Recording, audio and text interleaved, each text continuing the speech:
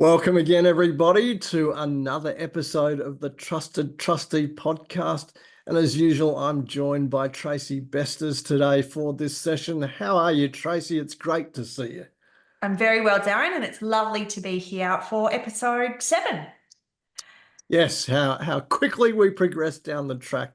And of course, this episode is brought to you by Superfund Property Valuations, ATO compliance in a click. If your SMSF accountant or auditor is on your back for a property valuation, just order an affordable report from the experts with ease using the details on your screen now. And I know I keep banging on about this, but I actually just wrote a story about the ATO sending or communicating with,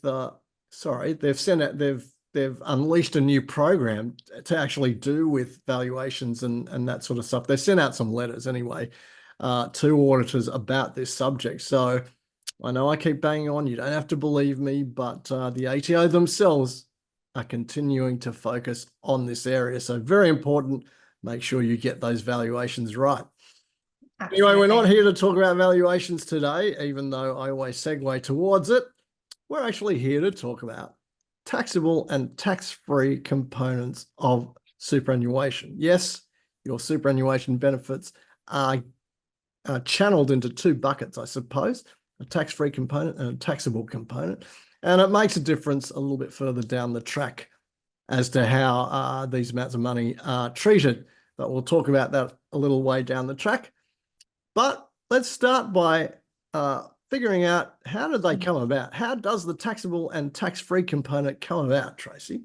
Yeah, great question, Darin. And I think that this causes some confusion when we're speaking with people who have their own self-managed super funds in particular, because the taxable, there are two distinct things: taxable component, tax-free component, and they come about based on, effectively based on what the components are when you make a contribution into super. So to keep it nice and simple, when we put money into super or assets into super, we have concessional and non-concessional contributions. So the concessional is where somebody is claiming a tax deduction for that money going in. That will come into our taxable component. So concessional contributions will flow into taxable component, and non-concessional contributions, or money that's come from proceeds of something, or you've already paid tax on it, it's kind of the residual income, that goes into super as a non-concessional contribution. That forms your tax-free component. So taxable component, tax-free component. And if you think about whether a tax deduction has been claimed for the money going in the first place, Darin, and whether that then becomes taxable or tax-free, if there's been a tax deduction claimed, then somebody's got a benefit for that. So the ATO are not going to then give us, or the government are not going to then give us a tax-free element on something that's got a tax deduction already, because that would be kind of double tax-free, wouldn't it? So there's a nice concept, double. It's not a nice concept. New terminology for today. Yeah, I think the government likes that concept without the free.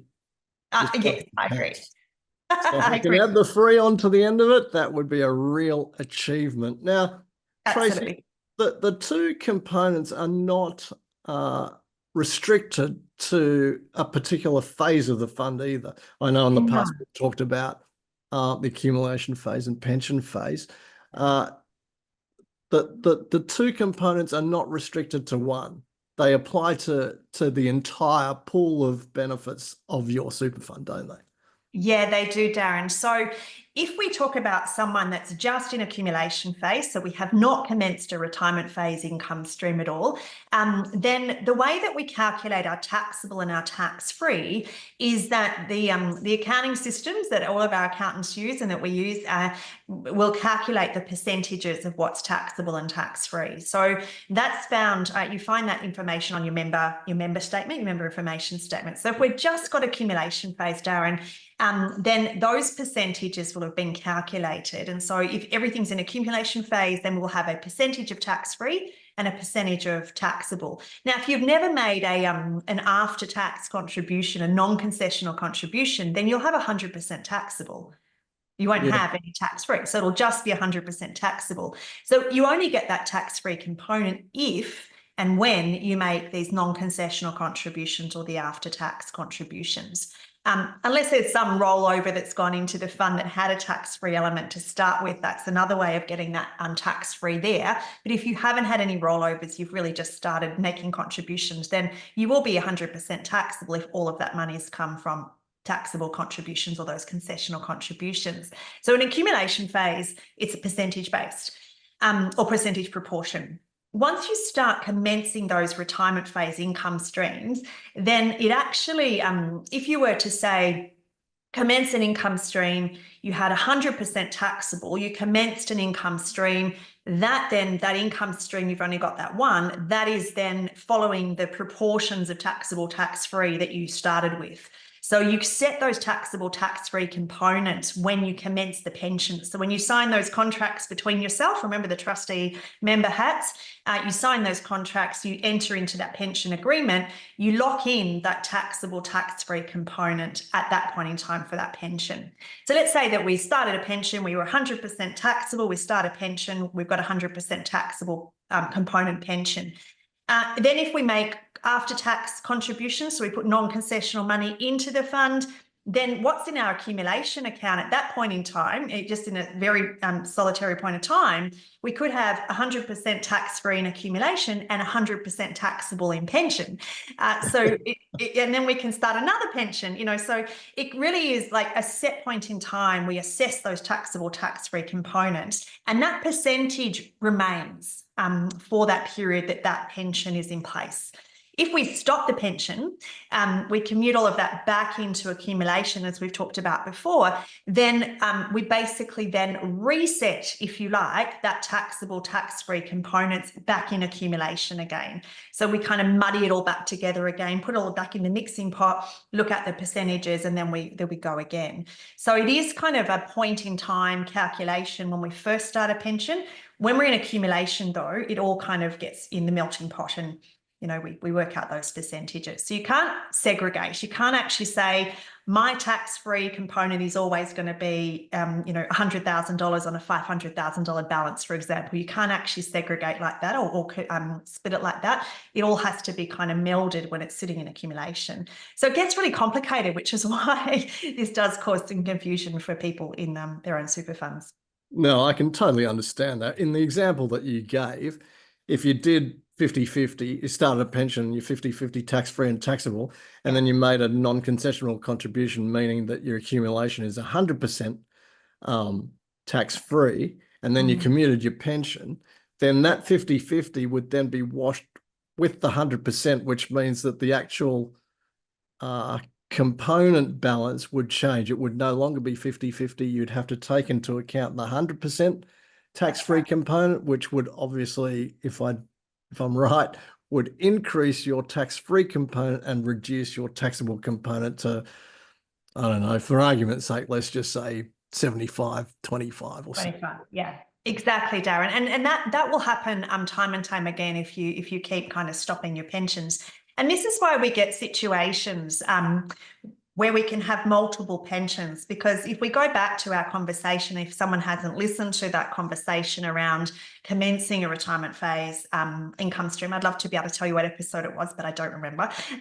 So, we've got one accumulation account in our self-managed super fund, but we can have multiple retirement phase income stream accounts. So we can have multiple pensions. And I've got clients that do have multiple pensions. And the reason we have multiple pensions is because we've kind of quarantined a tax-free element in some of those pensions. So they have, one or two of their pensions are 100% tax-free. So we've made a contribution from after-tax dollars. We've commenced a pension right away because we're able to. We've locked in that tax-free component. We've then been able to do that again. But then as they've done taxable contributions or concessional contributions, we then had a proportion of taxable tax-free. And the reason we're quarantining the tax-free is obviously when we pay out a death benefit to our adult children or our non-tax beneficiaries, then those people are going to have a tax amount payable on the taxable component. So the tax-free component is always going to be tax-free regardless of who it goes out to from an estate planning perspective. But the taxable component is going to have a tax element if it's paid out to a non-tax dependent. So your spouse is always a tax-free person, if you like. So paying to a spouse is it means that they can receive all of your death benefits, whether that's taxable or tax-free. They can receive that without paying any tax personally. But your adult children, predominantly, this is where this comes into play. They are going to have a tax element on your taxable component. So ideally, when you die, you want, as little taxable component and as high tax-free component as you can possibly get. Ideally, it doesn't always work out that way, of course. Yeah, no, I'm glad you framed that context around what we're talking about, Tracey, because really, I'm sure a lot of people would be wondering to themselves, or a lot of listeners would be wondering, okay, there's taxable and tax-free, but where does this all lead to? Like, what difference does it make? And of course, it does make a difference. We do eventually go down the track, and it is all about estate planning, and in particular, adult children. Yes. How much do you want to benefit them in how much they want to give to the government or keep for themselves? And I think most people would like to keep as much as they can for themselves. Yeah, absolutely, Darin. And so just one really important point that I want to make here is that when we're talking taxable, tax-free components, everybody has taxable, tax-free components. You'll have a split, whether that's 0 on one hand to 100% on the other hand. You're always going to have both. But that doesn't actually impact, in the current state of play, it doesn't impact the amount of tax that you pay personally on your pension payments or your lump sum withdrawals. So provided you are over 60, you take money out of super, you pay 0 tax on that amount of money coming out of super, regardless of what the taxable and tax-free components are. So that's a really important thing to know. It doesn't impact you personally as the member of the fund. The taxable, tax-free components will only really impact, as you mentioned, Darin, on estate planning and on the payout of that death benefit to your adult children or a non-tax beneficiary, predominantly adult children. So I find that in the conversations I have with clients about this, it's actually really interesting because there's really two camps, two schools of thought. One is, my kids will deal with it. I don't really care how much tax they'll pay. And then the other spectrum is, I want them to pay as least amount of possible. So there doesn't seem to be much in between. So you're either in this camp or that camp. And they're very, very solid conversations and debates that both camps have.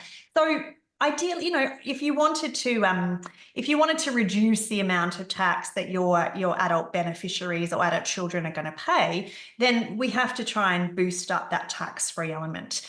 And the way to go about doing that is the whole thing that, a lot of the listeners have probably heard of, the concept of withdrawal recontribution. And that's Great where, strategy. sorry? Great strategy. Great strategy. Yeah, great strategy. Withdrawal recontribution. So that's where we take money out.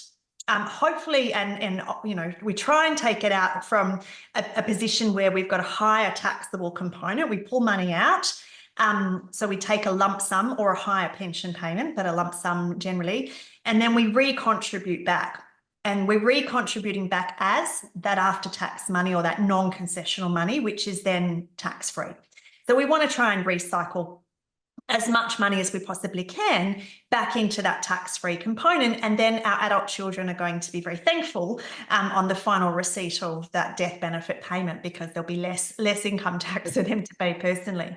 So that's kind of the nutshell of the withdrawal recontribution. Now there is an element, and there has been a whole lot of debate in the industry, I think, around whether that is tax avoidance, whether that running that strategy actually kind of falls into the tax avoidance camp. And yeah, again, so you're talking about, and this industry loves jargon, but yeah, if ever this subject is brought up, they usually refer to a Part 4A breach. That's correct. So if you ever hear about Part 4A, this is the type of stuff they're talking about, which is basically willfully putting together a scheme in order to avoid tax.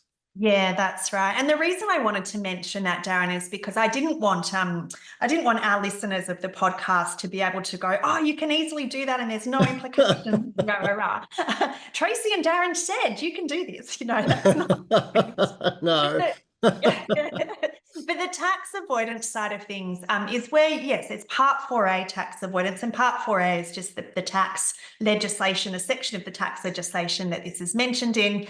But effectively, that requires that you've entered into some sort of scheme, knowingly and willfully entered into a scheme in order to reduce tax. And to the predominant basis of that scheme is to save tax. Now, there's one issue that I have with this whole withdrawal recontribution, linking it to tax avoidance, is that how do we know when we're going to die? Like, we might put this whole plan in place of, trying to get higher tax-free and lower taxable.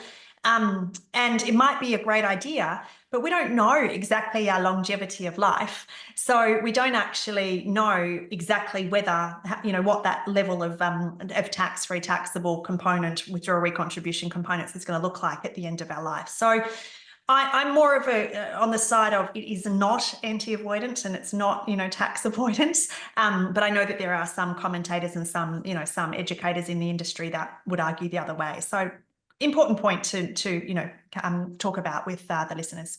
Yeah, I know we're slightly going off on a tangent, but I think it's a very important tangent to specify, and that is often these things, and correct me if I'm wrong, Tracy, often these things are looked at from the point of view of whether the superannuation member is getting an immediate benefit from what that's they're right. doing, right? That's right, So, Darin. uh, any way you look at, I think, a withdrawal and recontribution strategy, the member themselves aren't really getting any benefit out of it because, as we said earlier, where's this all leading? It's really an estate planning issue as to basically how much your adult children will be taxed on these benefits when it's inherited by them. So, from that point of view, if you do a withdrawal and recontribution strategy, okay, I'm increasing the tax-free component potentially of my benefits. But what benefit am I getting out of it? None, actually. Exactly. So, and if there, obviously, if there was some tax element that was brought in, Darin, because at the moment, any money you take out as the member, once you're eligible to do that, and you're over 60, then you pay zero tax on that money at the moment. If the government was to say, well, let's bring in a tax component, so you're going to pay some tax on the money that you take out, and that's going to be linked directly to your taxable and tax-free components, maybe it would be a different discussion, right? Because you would get an actual personal benefit of that. But you're not getting a personal benefit as the member. And there's lots of unknowns, right? There's lots of the time frame that you're going to live for, what your final balance will be, who that's going to go to. Like, you may, there could be some changes to that, particularly if you've got a spouse now and adult children. Like, generally, you'd probably pay it to your spouse first and then it will go to the adult children. There's lots of variables that sit within your estate planning. And that's a whole other conversation around estate planning and what that strategy is. But in terms of linking it back to taxable and tax-free, ideally we want as high a tax-free component as we possibly can, as low a taxable component as we possibly can, and that all fits under our tax minimisation strategies. So that's kind of the goal. and I'm sure your kids will love you for it. Come that horrible day that you do end up passing, I'm sure they'll love you for it. They may not express it while you're alive, but I'm sure at the time they'll say that, oh, that was pretty good of mum and dad to do that, wasn't it? Nice Never forward gave thinking. them that much credit. Yeah, exactly. And it can amount to a considerable amount of money too, Darin, when you actually think about, I've modelled this for a number of clients over the years, and increasing the tax-free component does actually result in a fair saving of tax at the end of the day. And I don't think there's too many people out there that want to pay more tax than they absolutely have to.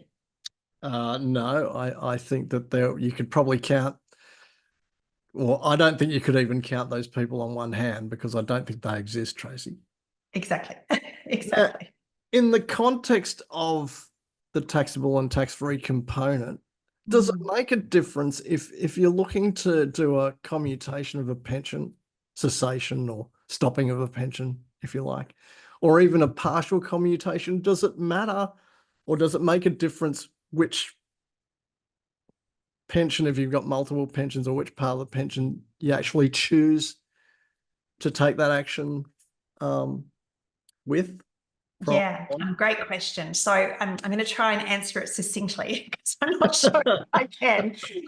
So the first part of that is if you do a commutation, you can't choose a specific part of one pension to commute. So if you've got one pension only and you've got, say, 50-50 taxable, tax-free, you can't say, well, I want to commute the taxable portion only and bring that back into accumulation. You can't do that. It's proportional basis. Likewise, you can't say, well, I want to take a pension payment out of that pension and I only want my taxable portion of that pension as a pension payment. So we can't actually split it that way. It's whatever the proportion is of the pension when it's commenced, that's locked in when it's commenced, and we take a pension payment and a commutation in that percentage portion. So that's the first part of it. If you had multiple pensions though, and this is why you try and, if you can, think about the strategy of quarantining those pensions. But if you've quarantined pensions and you had multiple pensions, then ideally, from a strategy perspective, you've got to take your minimum across the board. Remember that, you've got to do your minimum. But anything over and above the minimum, or if you wanted to commute a pension amount back to accumulation, you'd probably want to choose the pensions with the highest taxable portion. Yeah. So go highest taxable portion first, pull that back into accumulation. And then if you're taking withdrawal out, then you can actually take the money out of accumulation, which hopefully at that point would have a higher taxable component than tax-free component. Likewise, if you were going to, say you had a few pensions and you wanted to take a lump sum out, but you then had a look at your accumulation phase. And if your accumulation phase had a high tax-free component, before you commute back to accumulation, you might actually want to think about starting another pension with a higher tax-free component and then commuting one of your pensions with a higher taxable component. So you might want to actually think about the order of events. And I think this order of events becomes really important when you're trying to manage the taxable, tax-free components. Yeah, well, I think it goes without saying, again, there's nothing really simple about super, is there, when you're looking at these sorts of things. I suppose if you break it down into more bite-sized pieces, it's maybe a little bit easier to manage like that. I think so, Darin. And I think it really comes to, this is where, the power of working closely with your accountant and advisor when talking about this stuff is vital, because they're the ones that will have help to calculate these percentages using the software. We don't generally calculate it manually these days. We don't get a pen and paper out. Thankfully.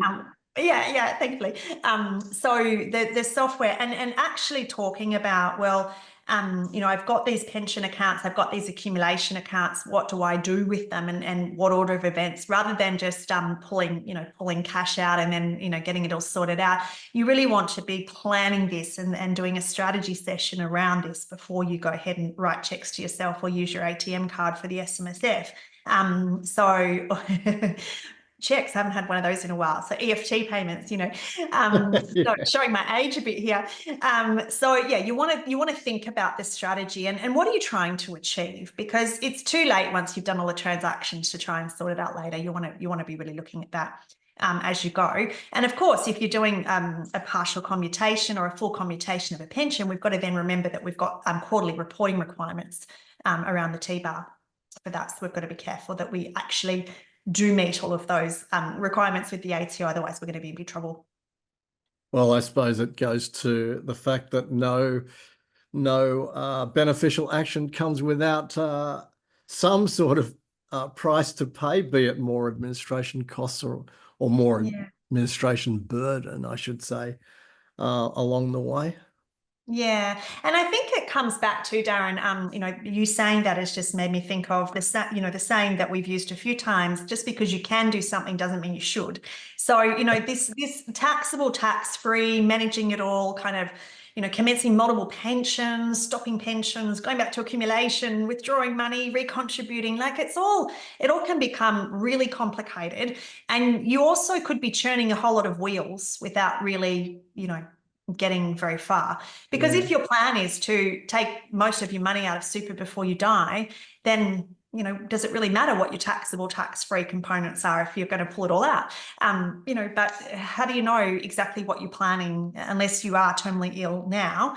How do you know what the next 5, 10, 15, 20 years or more look like? You just don't know. So you've got to be careful that you don't do a whole lot of strategy for the sake of strategy.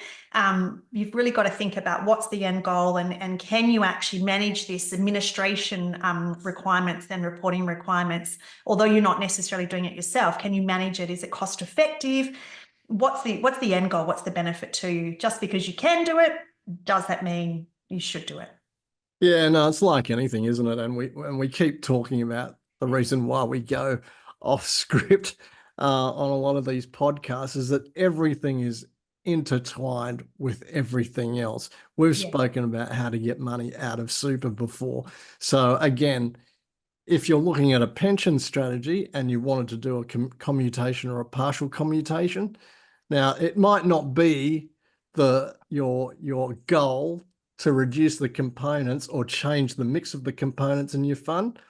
It might be that I want to commute one of my pensions, but then in the process of commuting one of your pensions, then consider, okay, well, how can I make this work for me from a tax-free and taxable component perspective?